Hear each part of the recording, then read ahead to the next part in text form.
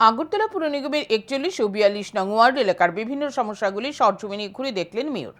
এই দিনে মেয়র দীপক মজুমদারের সাথে ছিলেন পুর নিগমের কমিশনার সাজু ওয়াহিদ, দক্ষিণ জোনের চেয়ারম্যান অভিজিৎ মল্লিক সহ অন্যান্যরা।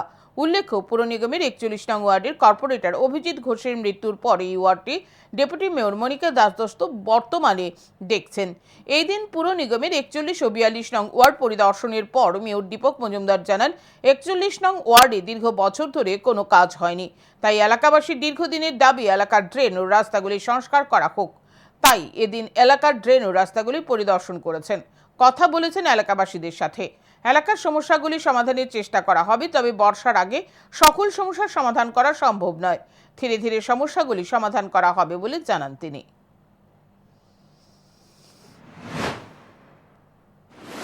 তো এই এলাকার মানুষের দীর্ঘদিনের দাবি ছিল যে এই ড্রেনগুলি সংস্কার করা বা রাস্তা তৈরি করা, কারণ বৃষ্টির সময় এখানে অনেকখানি জল জমে থাকে। দীর্ঘ 30-35 বছর ধরে এই এলাকায় অনুন্নয়ন ছিল, কাজ হয়নি। তো স্বাভাবিকভাবে মানুষের খুব দুর্ভোগ ছিল।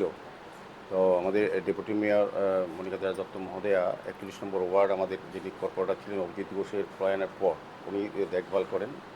তো আজকে ওনার আহ্বানেই মূলত এই এলাকার যারা জনগণ তাদেরকে সঙ্গে নিয়ে আমরা ভিজিটে বেরিয়েছি। আমাদের সঙ্গে ডেপুটি মেয়র মনিকা দাসদত্ত মহোদয়া আছেন, আমাদের